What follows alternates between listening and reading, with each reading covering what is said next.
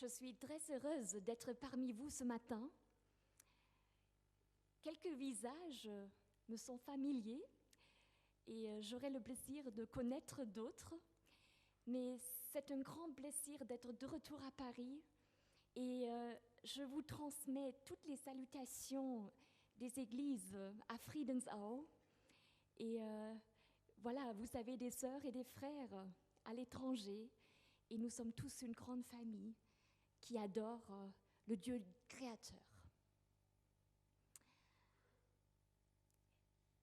J'aimerais commencer notre réflexion ce matin avec une histoire. Une histoire pour les adultes cette fois-ci. C'est l'histoire de deux jeunes hommes qui ont grandi ensemble. Et les deux hommes étaient de bons amis depuis l'enfance. Et après un certain temps, ils se marient, chacun prend son épouse. Et à cette époque, parce que ça joue il y a longtemps, il y a deux empereurs. Un empereur à Rome, un autre empereur en Syrie. Et donc les deux hommes vont lancer une entreprise. Un d'entre eux reste à Rome, l'autre va en Syrie, et c'est une entreprise exportation-importation. Et comme ils restent de bons amis, quelquefois, l'un va voir l'autre. Et c'est donc l'homme de Rome, l'ami de Rome, qui va rendre visite à son ami qui habite en Syrie. Mais malheureusement, cette fois-ci, cet homme qui vient de Rome est soupçonné d'espionnage par l'empereur de Syrie. Et à l'époque, on condamne à mort. Et donc, cet homme qui vient de Rome est condamné à mort. Il est innocent, mais malgré cela, il est condamné à mort. Donc, il a un dernier vœu. Et il dit à l'empereur de Syrie, « J'aimerais retourner chez moi, régler mes affaires, dire au revoir à ma famille, et ensuite, vous pouvez me mettre à mort. » Mais l'empereur de Syrie dit non, si vous partez, vous ne reviendrez jamais. Et cet ami de Rome dit, écoutez, si je ne suis pas de retour après 60 jours, vous pouvez mettre à mort mon ami. Il est prêt à prendre ma place. Je serai de retour après 60 jours. C'est une idée qui plaît à l'empereur de Syrie. Et il est d'accord que l'homme parte pour régler ses affaires à Rome. Donc l'homme part, il arrive à Rome, il dit au revoir à sa famille et il veut être à l'heure de retour en Syrie. Mais malheureusement, à l'époque, il y a des grands voiliers et pour les grands voiliers, il faut du vent. Et malheureusement, il n'y a pas de vent. Donc, le voilier est bloqué sur la côte italienne. Et le temps passe. Il prend le voilier le 60e jour. Mais il arrive le 60e jour en Syrie, il arrive. Mais c'est le jour 60. On a déjà emprisonné son ami. Et à l'époque, on a donc les grands procès dans les amphithéâtres. Et son ami est déjà emmené dans son amphithéâtre en Syrie. Tout le monde est là. Et là, l'homme qui vient de Rome, il court et il entre dans l'amphithéâtre et il crie « Je suis là !» C'est le jour 60, « Je suis de retour !» Mais son ami, qui est déjà au milieu de l'amphithéâtre, dit « Non, on a dit, si tu n'es pas là, après 60 jours, c'est moi qui va mourir à ta place. » Et l'homme qui vient de Rome dit « Non, non, non, moi je suis là, c'est le jour 60, je suis là. » Et son ami dit « Non, non, non, on a dit si tu n'es pas là, le 60e jour, je meurs à ta place. » Et donc les deux hommes commencent à se disputer. Ils se disputent. Et l'empereur de Syrie, après un certain temps, il dit « Écoutez, arrêtez, personne ne va mourir. Vous restez en vie à condition que je sois votre troisième ami. »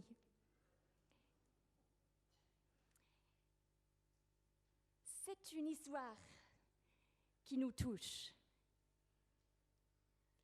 Parce que ce n'est pas une histoire de tous les jours. C'est une histoire extraordinaire, surtout pour nous dans notre société, où chacun est tellement plié sur soi-même. Un ami qui est prêt à donner sa vie, c'est extraordinaire. Probablement difficile à comprendre. Je ne sais pas qui serait prêt à donner sa vie pour un ami, ou qui aurait été prêt à donner sa parole pour mourir à la place d'un ami s'il n'est pas là après 60 jours. C'est risqué, difficile à comprendre, mais quand même une réalité. De même, à notre époque moderne ou post-moderne, il semble difficile de croire encore en la création.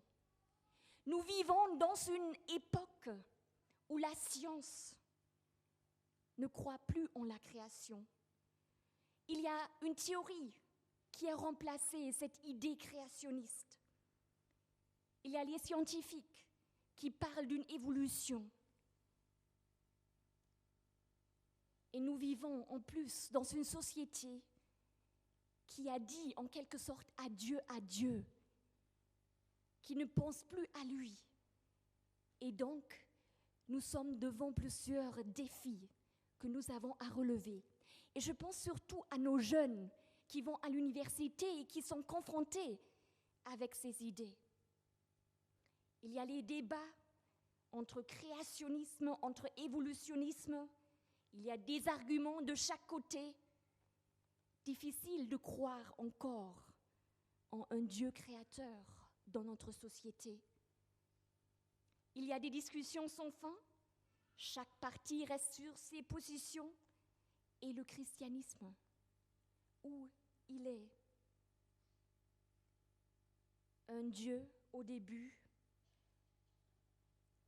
Est-ce qu'on peut croire en cela? J'aimerais vous inviter à faire un petit voyage dans cette histoire biblique, dans cette parole que Dieu nous a laissée. Et j'en suis consciente que dans notre société, cette parole a été remise en question. Mais j'aimerais vous inviter à plonger dans son univers, à découvrir ce Dieu. Et donc, cette pensée hébraïque qui est au cœur de l'Ancien Testament et de la Bible. En fait, la pensée hébraïque n'est pas forcément notre pensée à nous. Nous avons grandi dans des sociétés occidentales, c'est-à-dire nous avons une certaine manière de réfléchir et de penser le monde. La pensée hébraïque, elle est différente. Elle a d'autres racines. En fait, pour un Hébreu, la question si Dieu existe ou si Dieu n'existe pas, ce n'est pas forcément une discussion ou une question à discuter. Dans notre société, et je m'imagine parmi vos amis qui ne croient pas forcément en Dieu, il faut mener cette discussion. Est-ce que Dieu existe ou est-ce que Dieu n'existe pas? Et après, on a des discussions de chaque côté, des arguments, de chaque côté. Est-ce que Dieu existe? Pour un Hébreu ou pour le penseur biblique, Dieu existe. C'est une réalité incontournable. Il existe. Mais l'homme biblique ou l'Hébreu se pose la question, mais comment est-ce que je vis face à cette réalité? Qu'est-ce que je fais de ma vie? C'est donc une approche beaucoup plus existentielle. Ça touche la vie. Et donc, dans la pensée hébraïque, l'action précède même le fait de réfléchir. Et l'histoire biblique commence avec un événement. C'est un événement clé qui va servir de référence pour le reste de l'histoire biblique. Et cet événement clé, c'est l'événement de la création. Donc, c'est un événement où l'être humain est totalement absent. L'histoire commence avec cette déclaration « Au commencement, Dieu ». Au commencement, Dieu. Événement où l'être humain est absent. Donc, c'est un événement qui va rythmer le reste de l'histoire biblique. Les prophètes vont se référer à la création. Les psaumes vont se référer à la création. Le Nouveau Testament va se référer à la création. Et même le livre d'Apocalypse, qui finit cette histoire biblique, se réfère à ce Dieu créateur. Au commencement, Dieu. Pour l'Hébreu, pour l'homme biblique, pour la femme biblique, le commencement est important.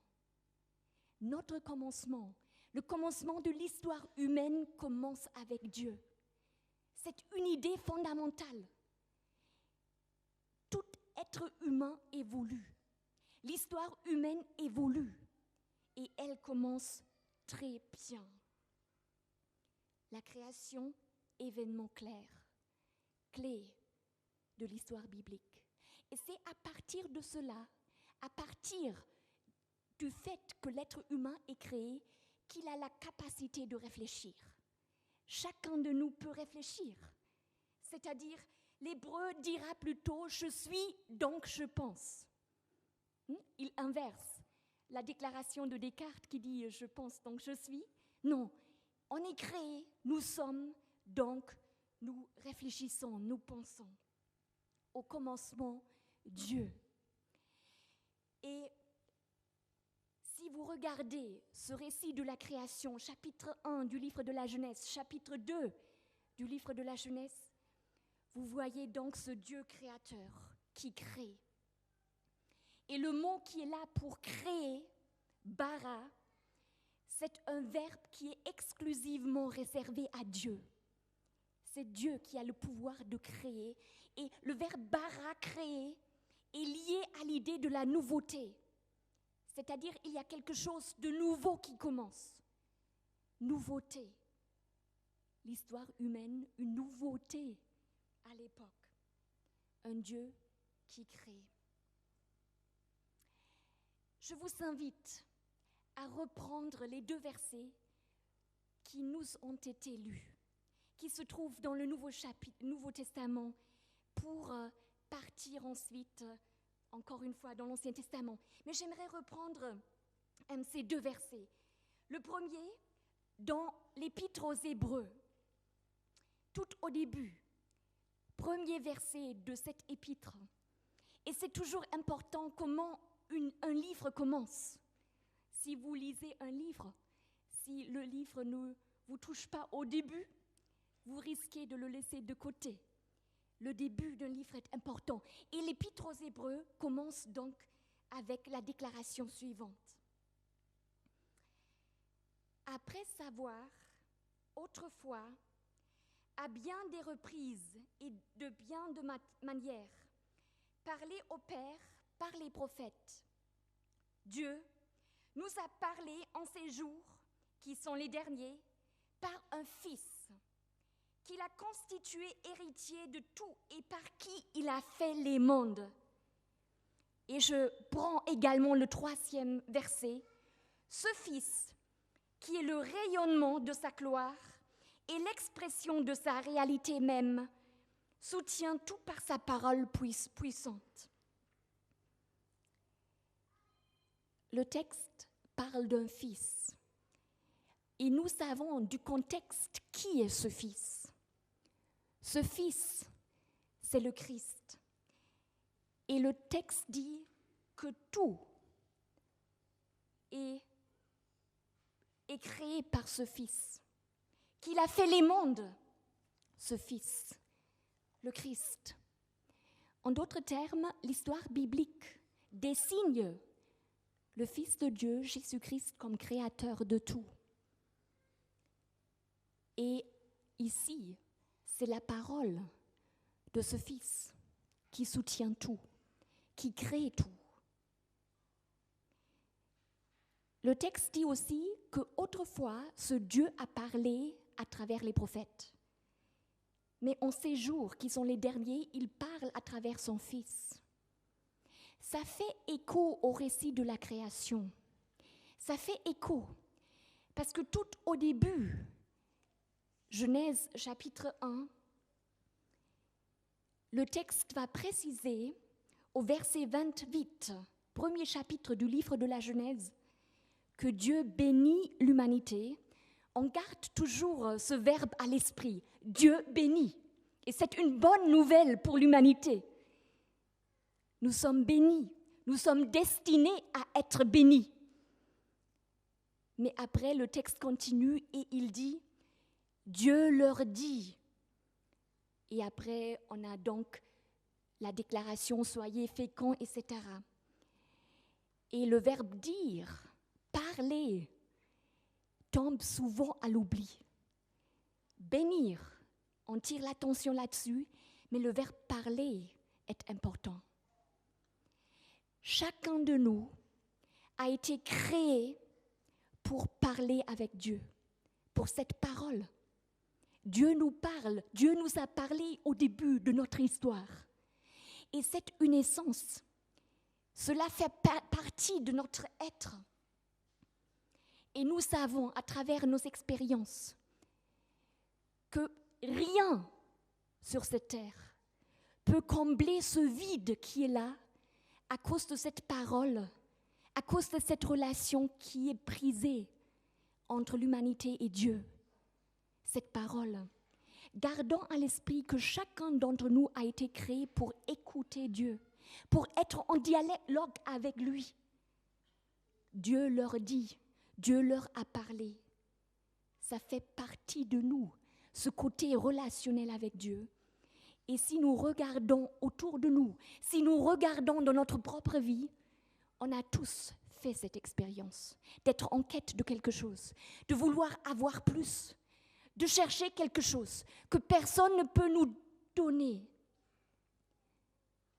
On aspire à quelque chose que rien dans ce monde peut nous donner, parce qu'il y a cette parole à laquelle nous sommes destinés. Et cette parole est comme un souvenir oublié, parce que nous ne vivons plus dans cette réalité pour laquelle on a été créé. Nous vivons dans une autre réalité. Et donc, malgré cette autre réalité, malgré le mal qui a touché notre expérience et notre réalité, il y a ce souvenir oublié. Il y a quelque chose en nous qui aspire à cette parole, à cette relation brisée.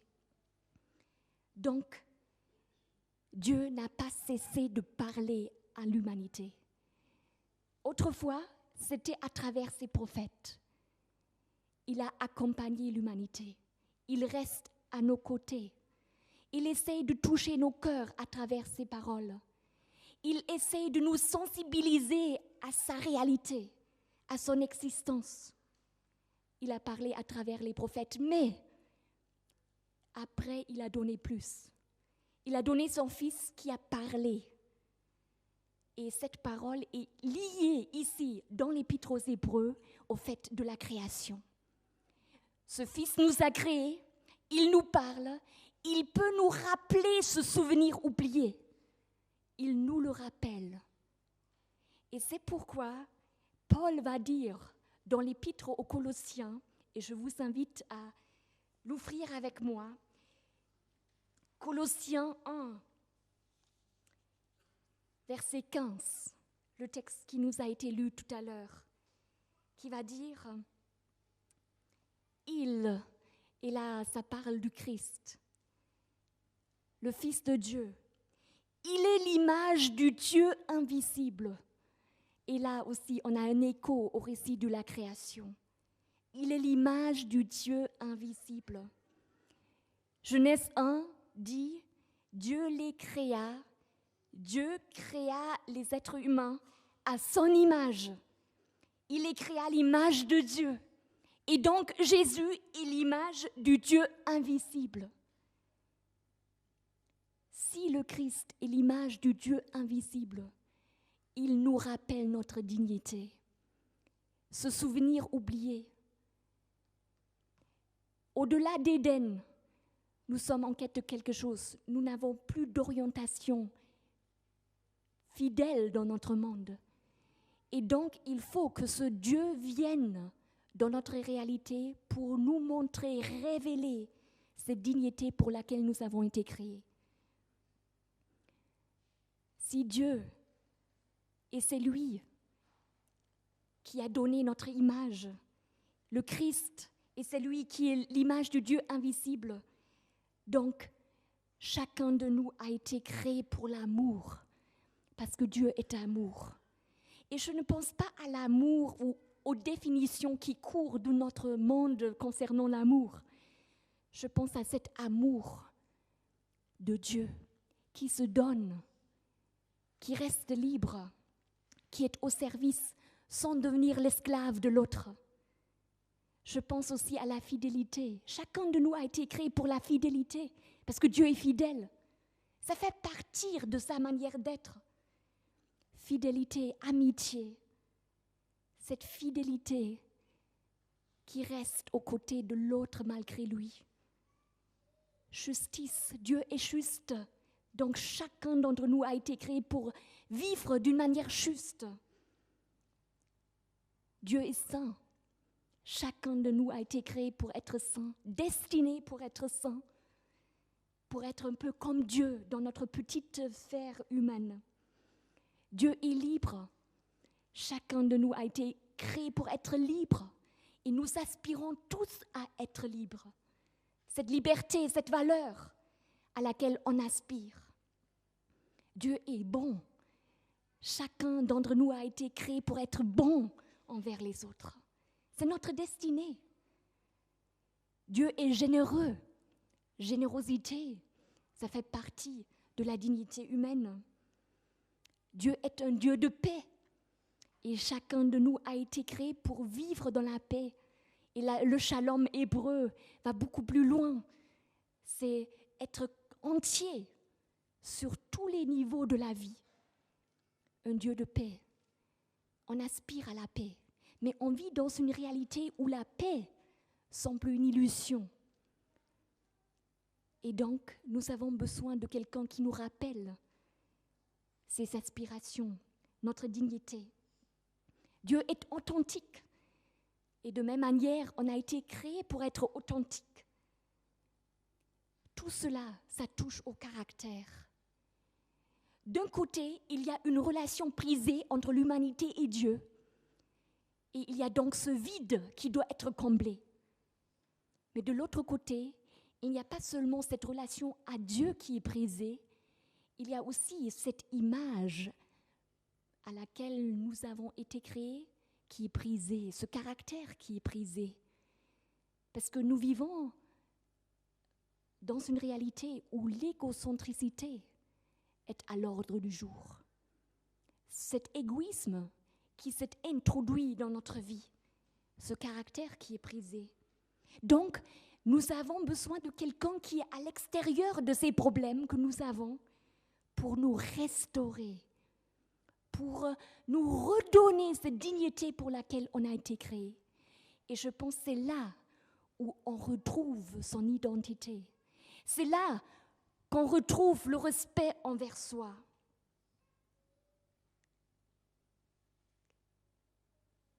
Cette dignité. Donc, un Dieu qui est en quête de l'homme, ce Dieu créateur avec qui notre histoire commence en quête de l'humanité, qui continue à parler et qui continue à restaurer cette image brisée. Je suis convaincue que ce qui est décrit dans le livre de la Genèse au chapitre 3 raconte une réalité historique. Une réalité historique où l'humanité a pris le fruit défendu et où toutes ces relations, la relation à soi-même, la relation à l'autre, la relation à Dieu a été brisée ou ont été brisées. Et je suis convaincue que la venue du Christ Et sa mort sur la croix pour restaurer et rétablir, pour nous rappeler ce souvenir oublié, est également une réalité historique. Un Dieu qui fait irruption dans l'histoire humaine, qui nous ramène à lui. L'histoire biblique va dire que c'est par la foi que nous comprenons que le monde a été fait, par une parole de Dieu. Et je suis convaincue que quand nous avons cette expérience avec Dieu, qu'il sait remplir notre vide et qu'il sait nous restaurer, nous pouvons croire que c'est un Dieu créateur qui crée. Nous pouvons croire en cette création. La foi aussi, elle explique une nouveauté. C'est un Dieu qui crée de nouveaux cœurs. Et là, je pense au psaume 51, où David demande à Dieu de lui donner un nouveau cœur. Et c'est là que vous avez ce verbe bara, créer. Ce verbe implique quelque chose de totalement nouveau. Et c'est un miracle. Personne ne pourra jamais expliquer comment Dieu transforme les cœurs. Une transformation. En d'autres termes, l'égoïsme n'est pas une fatalité. Il y a une issue à ce problème. Et Dieu nous invite à une expérience existentielle avec lui, à un événement clé avec lui. Et à travers cette expérience, nous pouvons comprendre qui il est, qu'il est une réalité avec qui nous pouvons parler et qui nous restaure. C'est lui-même qui nous rappelle notre souvenir oublié. Et c'est Dieu qui est notre seule constante dans la vie. Je ne sais pas ce que nous vivons actuellement, mais sachons que ce Dieu est là pour nous, que la rédemption est une recréation, que la rédemption nous permet de vivre là où nous sommes quelque chose d'extraordinaire avec Dieu, pour toucher les autres qui sont en quête de ce Dieu, qui sont en quête d'identité, qui aspirent à plus que cette vie sur cette terre. S'il y a une constante dans notre vie, c'est bien ce Dieu. Et nous savons que ce Dieu a donné sa vie pour nous. Il était un peu comme cet ami de Rome qui était prêt à donner sa vie pour que chacun de nous puisse retrouver son identité, retrouver sa dignité, retrouver sa place dans la grande famille humaine qui commence avec Dieu.